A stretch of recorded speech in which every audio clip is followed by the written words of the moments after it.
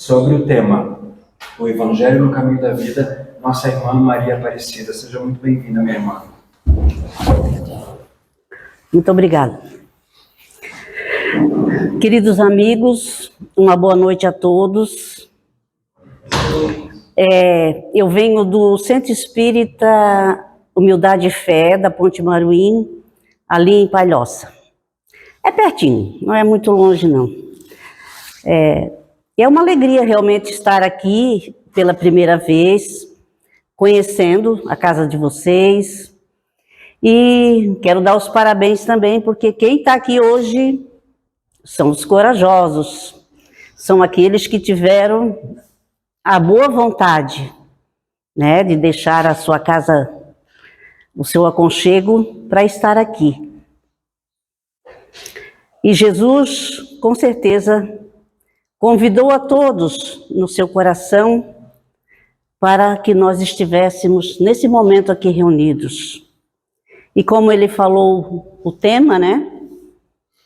O Evangelho do Cristo na nossa vida, como roteiro da nossa caminhada, vamos relembrar que a chegada de Jesus foi anunciada pelos grandes profetas, pelos profetas menores.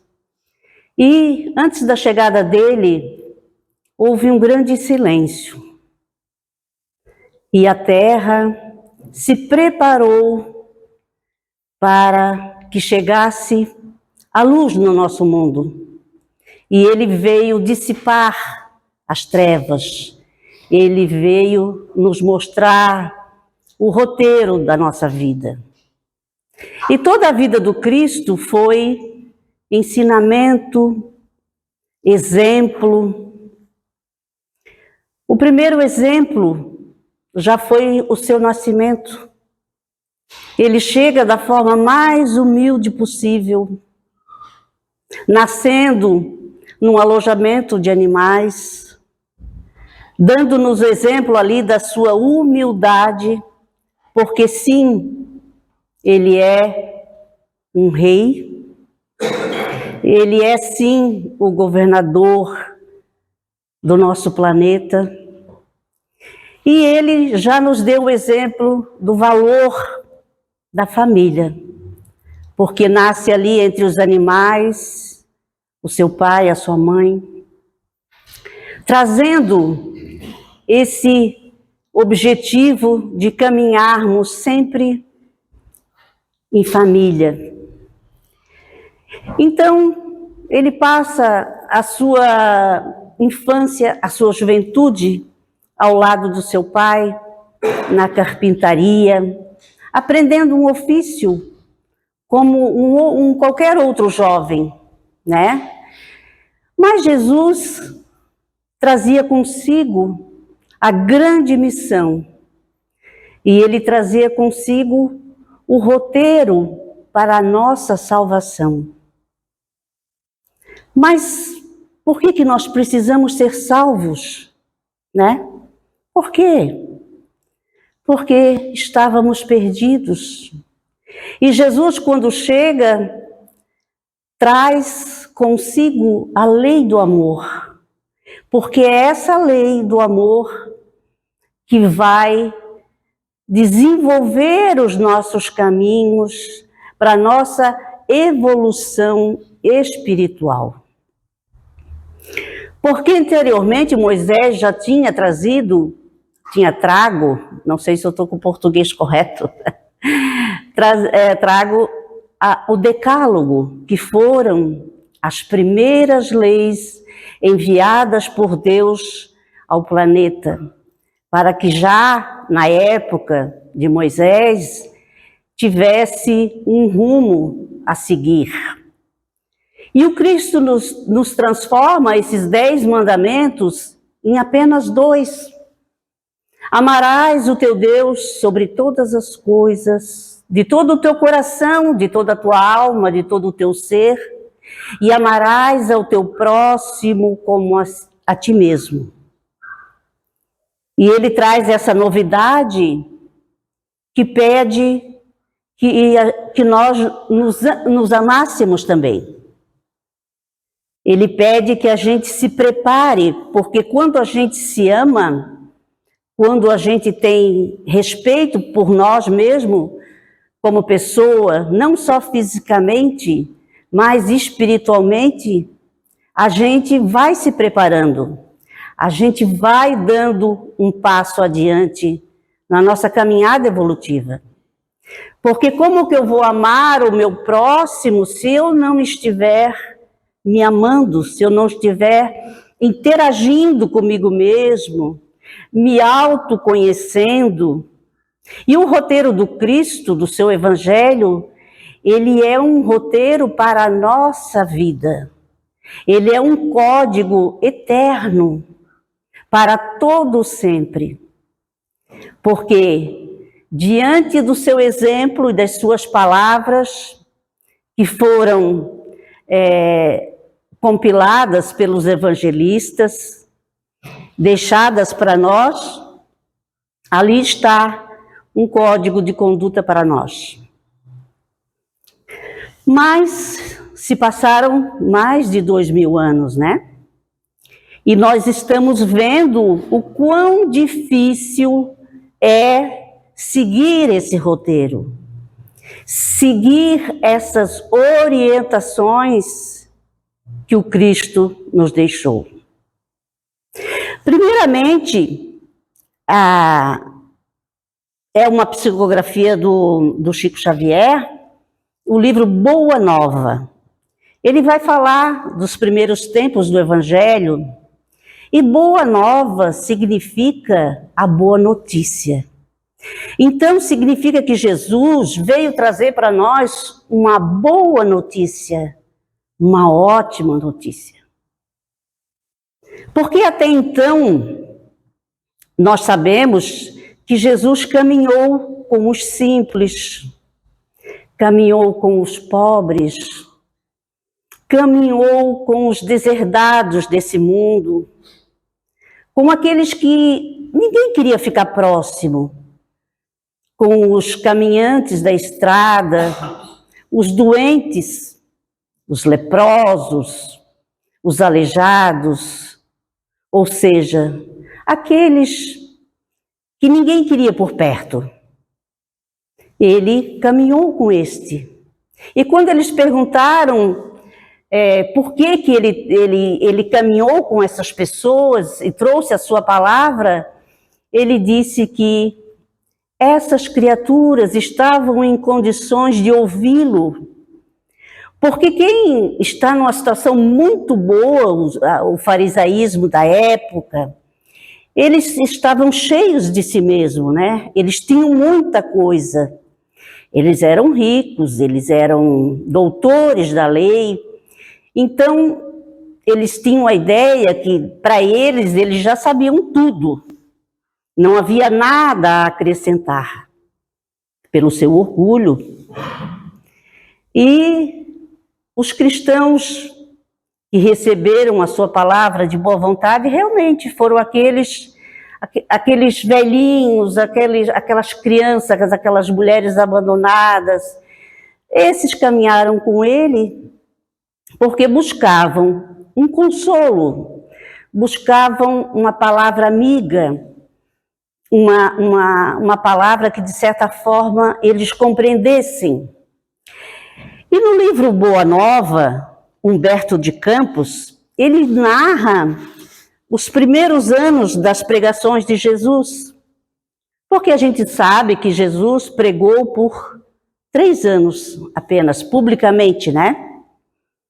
E ele narra um encontro de Jesus nos primeiros dias do ano 30, aonde Jesus chega a Jerusalém e caminha pelas ruas, observando os monumentos, os templos, e ele se senta diante do templo e é observado pelos sacerdotes, pelos doutores da época, e um deles se aproxima de Jesus e pergunta: o que fazes, Galileu?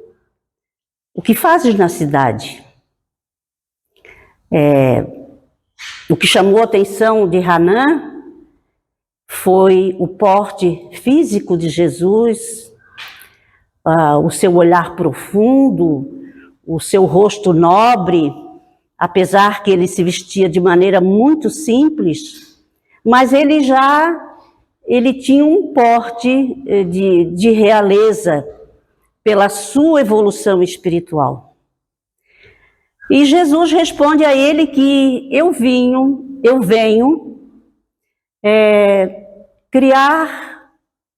trazer o reino de Deus no coração dos homens. Eu venho da parte de Deus, para trazer essa boa notícia. Então, esse sacerdote, ele chega a dar uma gargalhada, ele zomba do Cristo, porque, na verdade, ele imaginou que viria alguém com um exército, ou muito bem acompanhado. E ele pergunta a Jesus, com que tu contas para fazer esse arranjo, essa empresa? Ele diz, eu vou ter ajudantes de todos os lugares. Muitos me seguirão, muitos me ajudarão. E ele veio implantar o reino de Deus no coração da criatura humana. Aí ele ainda fala ele pergunta se Jesus conhece Atenas, se conhece Roma, se conhece os grandes códigos, as grandes obras de arte. E Jesus fala que o maior cinzel é o do sentimento e da boa vontade. Aí eu lembrei disso quando vi todos vocês aqui. O que trouxe nós aqui hoje? A boa vontade, o sentimento, esse sentimento de querer conhecer mais sobre Jesus.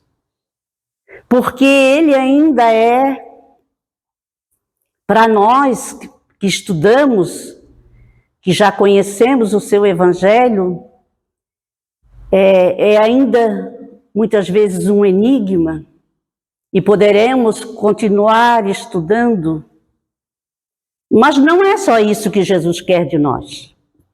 Porque o mais importante é nós sabermos como está sendo o nosso roteiro de vida com esse Evangelho do Cristo.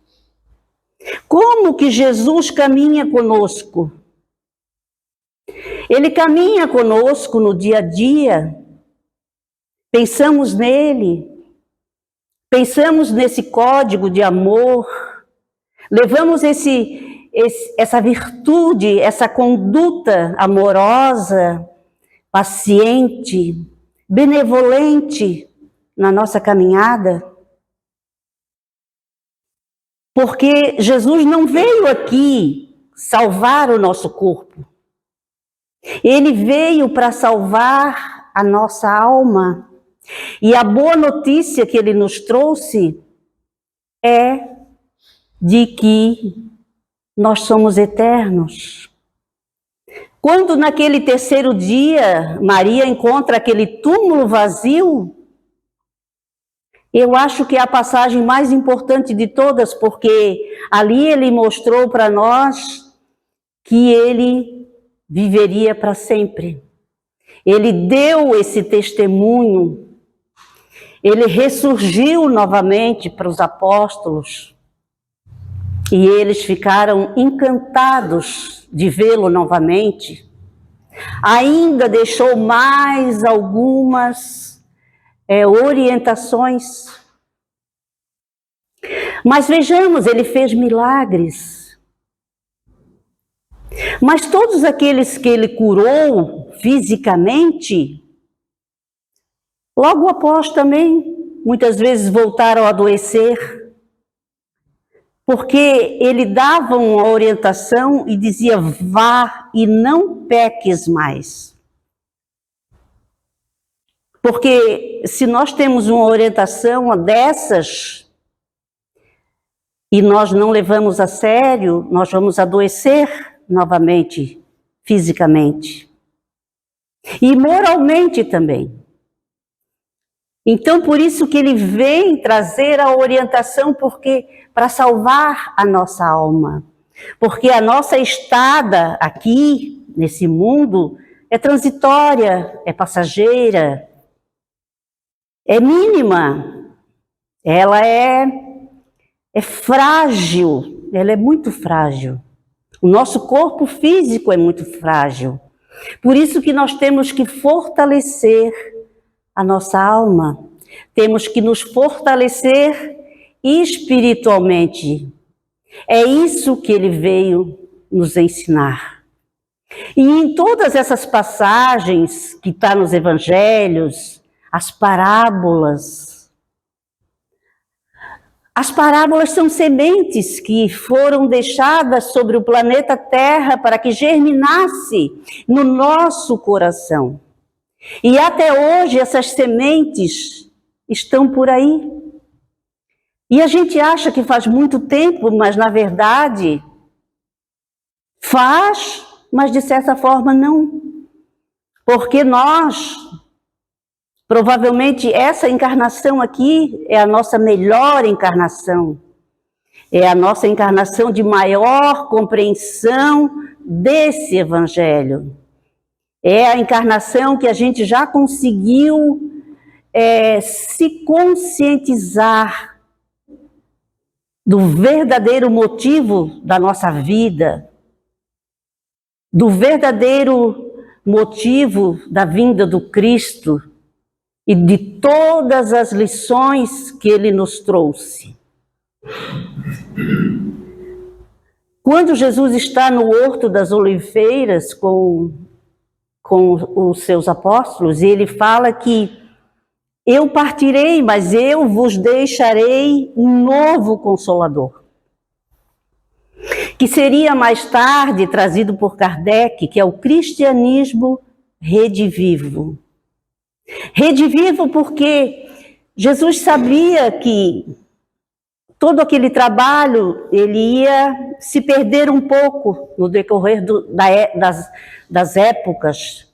E realmente houve a Idade Média, também chamada a Idade das Trevas, né?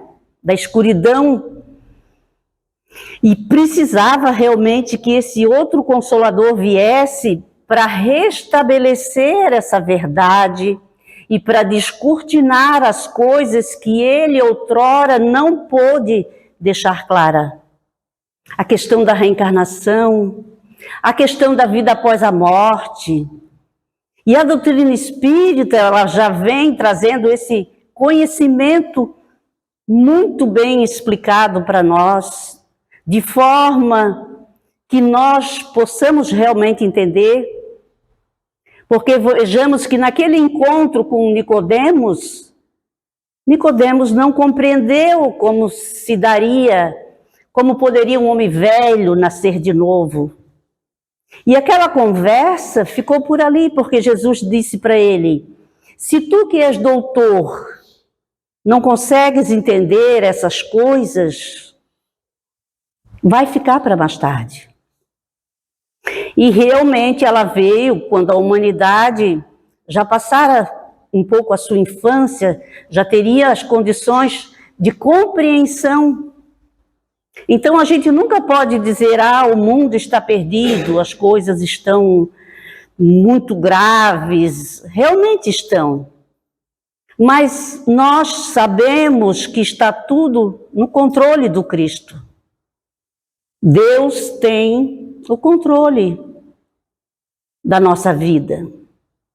Porque imagina se nenhum fio de cabelo cai da nossa cabeça que não seja notado por Jesus, que ele não saiba, porque ele está em nós, Deus está em nós. Imagina esse mundo.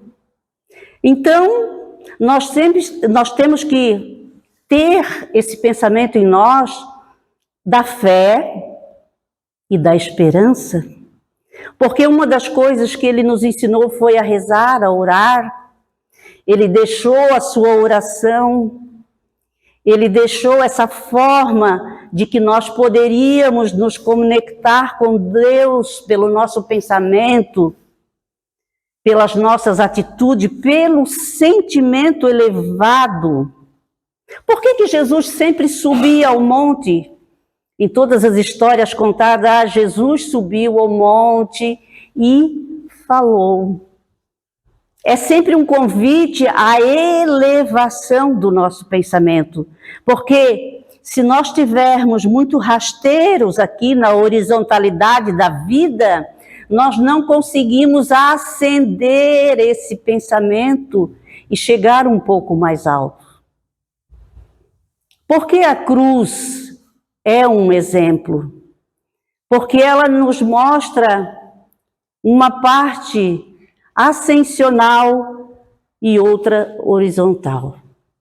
A horizontalidade significa tudo que nós vamos encontrar aqui na Terra, e ele nos mostra que para que nós cheguemos a ele, nós precisamos ascender, nós precisamos elevar a nossa alma através da nossa evolução e através do nosso aprendizado, de nós buscarmos realmente pôr em prática esses sentimentos que já estão sendo burilados em nós. Todas as passagens do Cristo nos deixam uma mensagem. Ele sobe carregando a cruz e em dado momento encontram Simão Cirineu e ele é convidado a ajudar Jesus a levar a cruz. Na verdade, ele foi constrangido pelos soldados. E essa passagem nos mostra que nós muitas vezes somos constrangidos a fazer a nossa obrigação. A maioria ainda não faz porque sabe que é certo, faz porque vai ter uma multa, faz porque senão vai preso, paga a pensão alimentícia, senão vai preso. Cuida dos pais porque tem o estatuto do idoso, ou seja, ele mostra que nós, nessa vida, ainda temos que ser muitas vezes constrangidos a fazer o que é certo mediante as leis humanas. E que se nós seguíssemos a lei do amor, de justiça, de caridade, nós automaticamente faríamos tudo de acordo. Mas isso mostra a nossa pequenez, a nossa dificuldade de ascensão. E ele continua dando exemplo quando ele é crucificado em meio a 2 ladrões. Porque imagina um rei, imaginemos hoje, porque nós somos muito orgulhosos ainda, nós somos egoístas. Imagina a gente ser colocado nessa situação. E aqueles 2 homens nos representam também. Porque um era o bom ladrão, era aquele que já admitia os seus erros, ele já pediu para Jesus que arrumasse um lugar para ele no seu reino. Ele já admitiu em si, ele já estava se transformando, se regenerando espiritualmente ali naquele momento.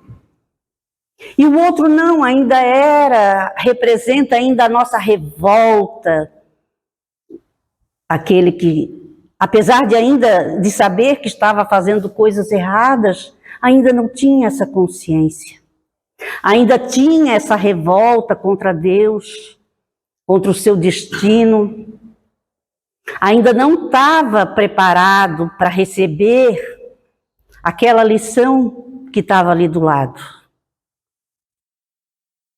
Então, independente da nossa religião, Independente de qual seja, Jesus não veio aqui deixar uma religião, um templo de pedra que pudesse representá-lo. Tanto que ele fala para Hanã que ele veio construir o reino de Deus no coração das pessoas. Mas vejamos nós que é uma mensagem difícil de ser cumprida, né? Porque esse verdadeiro reino, ele está aqui.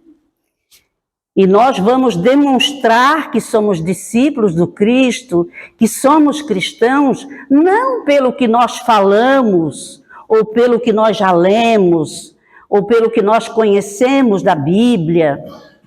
Não, ela vai ser demonstrada na nossa vivência, no nosso dia a dia, no nosso comportamento em casa com a família e no nosso comportamento na rua, com o nosso próximo, com aquele que se aproxima de nós no dia a dia, o nosso comportamento com qualquer pessoa que a gente encontre. A gente vai daí demonstrar se esse evangelho já está vivo em nosso coração.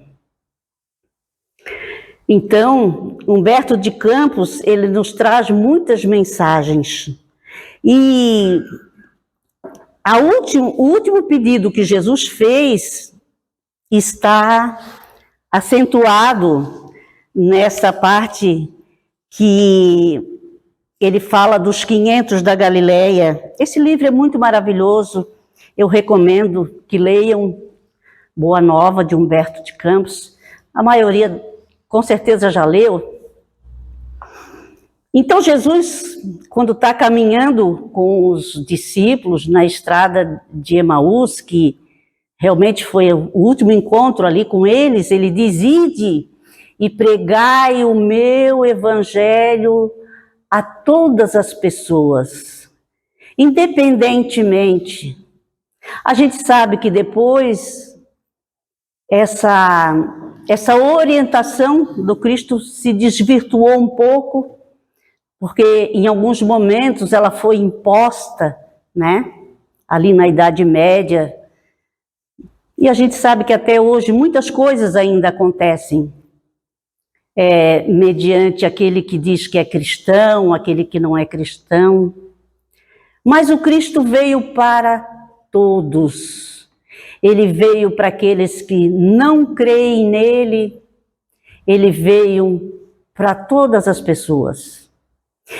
E ele disse que nenhuma ovelha ficaria perdida. Que ele ia buscar, ele ia atrás, ele deixaria as 99 que já estavam lá, recolhidas, e ele iria atrás dessa ovelha que se desgarrou do rebanho. E quem é essa ovelha? Essa ovelha somos nós quando a gente se perde. Essa ovelha é aquela pessoa que às vezes a gente julga e diz: nossa, esse não tem mais jeito. Tem sim. No decorrer das nossas encarnações, no decorrer da nossa evolução, todos nós chegaremos a esse reino de Deus. Mas ele vai passar por essas virtudes que nós vamos desenvolver em nós, principalmente o perdão, que foi tão trabalhado por Jesus quando trouxeram aquela mulher adúltera e pediram que apedrejassem. E ele fala: aquele que não tem pecado, que atire a primeira pedra. Eu acho que essa frase ecoa no nosso subconsciente, até hoje, no subconsciente coletivo da humanidade, porque quem não tem pecado, atire a primeira pedra. Ela cabe para nós ainda hoje, é muito atual. E naquele momento todos se calaram e abaixaram as mãos. E quando eles vão embora, Jesus olha para a mulher e diz: onde estão aqueles que te julgaram. Eu também não te julgo, ele falou para ela. Mas vai e não peques mais. Essa recomendação nos pede que não tornemos a fazer o que anteriormente nós fazíamos e nos prejudicava, e prejudicava o nosso próximo, trazia sofrimento para alguém. Porque muitas vezes a gente pensa, nossa, mas parece que tudo que eu faço não faz sentido. A gente não trabalha para nós. A gente está trabalhando para Jesus, porque a obra é dele. Nós não vamos colher. Isso fica para as gerações. Tudo que a gente conseguir deixar de bom exemplo, se algum dia alguém pensar em nós e pensar e dizer, pô, aquela pessoa um dia fez tal coisa, eu acho que ela fez tanto bem para aquela pessoa, esse momento já vai ficar eternizado. Esse momento já foi uma contribuição para essa construção do reino de Deus aqui entre nós. Quando nós acolhemos um doente, quando nós damos alimento a um faminto, quando nós agasalhamos alguém que está com frio, nós estamos fazendo a vontade do Cristo e o que Ele nos pediu. Por isso nós temos tanto a agradecer. Obrigada, Senhor, pelo que nos destes, pelo que nos dás, pelo ar, pelo pão e pela paz. E pelos olhos meus que me foram doados por Deus, olhos que veem esse céu cor de anil e se detêm na terra verde em tonalidades mil. Porque sei que muitos caminham na escuridão, tropeçam na multidão. Então, por eles vamos orar, porque depois dessa encarnação eles enxergarão. Obrigada, Senhor, pelos ouvidos meus, ouvidos que ouvem o tamborilar da chuva no telheiro, da lágrima da dor que corre no mundo inteiro. Ouvidos que ouvem a música do povo que desce no morro para a praça cantar. Ouvidos que ouvem a música dos imortais, aquelas que a gente ouve uma vez e não esquece jamais. E pelo meu dom de falar, Senhor, eu quero orar, porque eu sei que muitos sofrem afasia, não falam de noite, não cantam de dia, mas que na próxima encarnação eles cantarão. Obrigada, Senhor, pelas minhas mãos que educam, pelas mãos de cirurgia, de psicografia, pelas mãos que aram e semeiam, e aquelas que embalam o filho de um corpo alheio sem receio. E pelos meus pés que me levam a caminhar, Senhor, eu quero louvar. Porque sei que na terra há muitos aleijados, amputados, e nós podemos bailar. Obrigada, Senhor, pelo meu lar. Não importa se é uma mansão, se é um ranchinho, se é uma casa no caminho, se é um bangalô ou um grabato de dor. O importante, Senhor, é que exista nele a presença do amor de pai, de mãe, de irmão, de alguém que nos dê a mão, nem que seja a presença de um cão, porque é tão doloroso viver na solidão.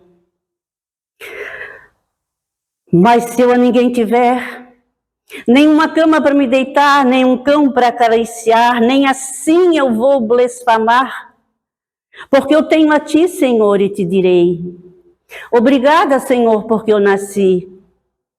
Obrigada, Senhor, porque eu creio em ti. E pelo teu amor, obrigada, Senhor. Queridos, uma boa noite a todos.